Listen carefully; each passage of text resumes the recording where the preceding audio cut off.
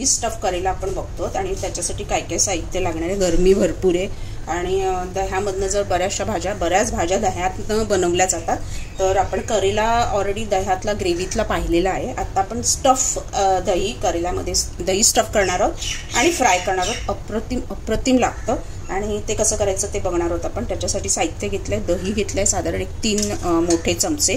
ते आवडीनुसार किती स्टफ करायचं त्याप्रमाणे घ्या. कोथिंबीर बारीक चिरून घेतली. अर्धा चमचा बेसन घेतलाय बाइंडिंगसाठी. दही घट्ट पाहिजे, पातळ नाही, कारण ते आपल्याला स्टफ करायचं. त्याच्यानंतर आता आपण स्टफिंग बनवूनच घेऊया. ते बनवता मी साहित्य दाखवते. आलं लसूण हिरवी मिरची पेस्ट, धना जिरा पावडर अर्धा चमचा, सगळं अर्धा चमचा घेतलाय. गरम मसाला अर्धा चमचा, लाल तिखट फक्त 1 चमचा घेतला. एक छान असं दह्याला चटका, स्पायसी चटका येण्यासाठी. हळद, मीठ चवीनुसार. आणि हे आपलं स्टफिंग आहे. छान त्याला घोटून एकजीव करून घेऊया. मीठ आणि टेस्ट करून बघा परफेक्ट आहे का. ह्याच्यामध्ये तुम्ही कांदाही बारीक चिरलेला घालू शकता, छान लागतं आवडत असेल तर. तर किती स्टफिंग भरायचं आहे त्याप्रमाणे तुम्ही स्टफिंग आवडीनुसार कमी जास्त तुम्ही बनवू शकता. आता आपले करेले हे करून घेऊया. स्टफिंग आपलं रेडी आहे. तर मी पांढरे करेले घेतले. पांढऱ्यांना ना एक कारली टेस्ट चांगली असते, कडवटपणा कमी असतो आणि लहान मुलंसुद्धा आवडीने खातात. तर दोन्ही बाजूने डेट काढून वरचं जे आहे ना हे खरडं म्हणजे खरबडीत ते काढून टाकायचं. काढून एवढ्यासाठी टाकायचं की ते मग फ्राय छान असे शॅलो फ्राय तव्यामध्ये माशासारखे असे मस्त होतात. म्हणून त्याचं वरचं आहे ना ते असं थोडं खरडवून काढून घ्या. आणि त्याच्यातल्या थोड्या बिया आपण घेणार आहोत. मी एक दाखवते. मध्ये असं सांभाळून हात सांभाळून चिरून घ्या.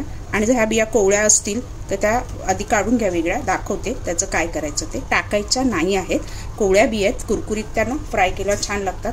थोड्या स्टफिंगमध्ये भरणार आहोत आणि थोड्या आपण ते कारलं फ्राय करणार, त्याच्याबरोबर हे लावून फ्राय करणार. दाखवते मी. पहिलं कारलं असं ना छान करून चिरून घ्यायचं आणि असं दाबून हाताने चपटं करून घ्यायचं. तर आता मी सगळी पहिली करून घेते आणि नंतर मग दाखवते कसं आपण बनवणार आहोत ते.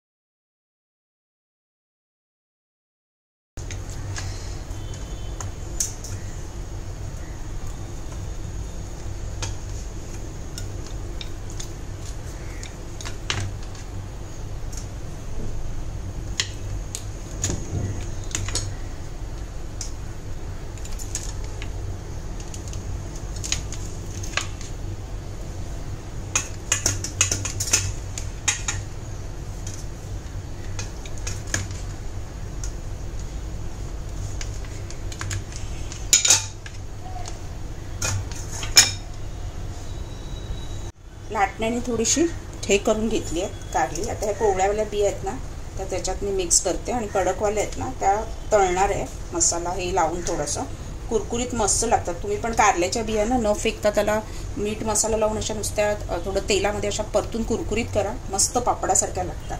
तर आता ह्याला ना थोडंसं मीठ लावून घेऊया आणि मीठ लावून चांगलं चोळून घेऊया.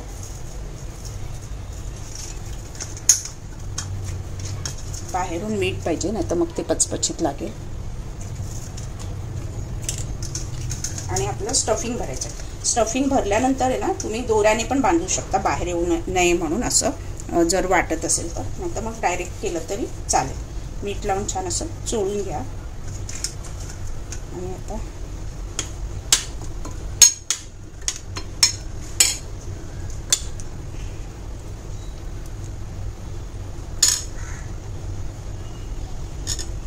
स्टफिंग आपण सगळं असं भरून घेऊया.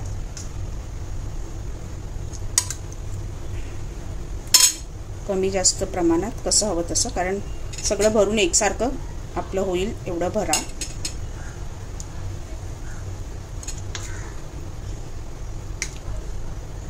सगळे असं आपण भरून घेऊया. स्टफिंग आपलं भरून झालंय. आता जे बिया आहेत ना त्याला ते उरलेलं स्टफिंग लावून घ्या आणि त्यामुळे त्याच्यावर आपण टाकणार आहोत. तर पहिलं तेल घेऊया. तर मी इथे ना राईचं तेल वापरणार आहे. राईच्या तेलामध्ये कारली फ्राय केली ना अप्रतिम चव लागते. तर तुम्हाला आवडत असेल तर, आवडत नसेल तर रेग्युलर जे तुम्ही वापरता ते तुम्ही घेऊ शकता. राईचं तेल चांगलं तापल्यानंतर आपण कारली त्याच्यामध्ये सोडणार आहोत फ्राय करण्यासाठी. ते शॅलो फ्राय आहे, जास्त तेलाची गरज नाही.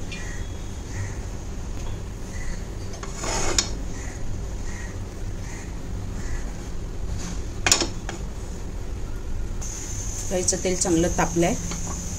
त्याचा तो धूर आला पाहिजे. धूर आल्यावर एक स्मेल येतो राईच्या तेलाचा, तो थोडा सहन करावा लागतो. म्हणजे जे खात नसतील आवडीने त्यांच्यासाठी. धूर आल्यानंतर मग त्याचा तो जो राईच्या तेलाचा जो उग्र स्मेल असतो ना तो निघून जातो. आता आपण गॅस बारीक करूया. म्हणजे राईचं तेल वापरण्याची पद्धत आहे तशी.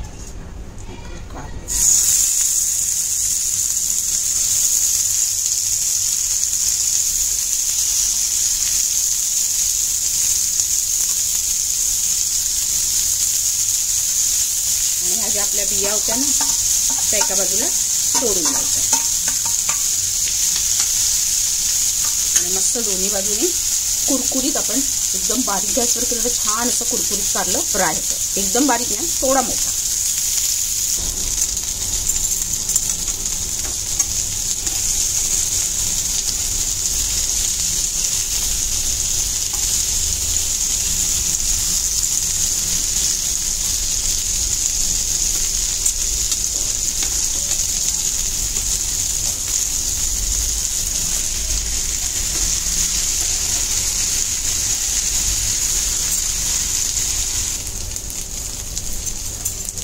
मस्त कुरकुरी दोन्ही बाजूनी फ्राय झालं.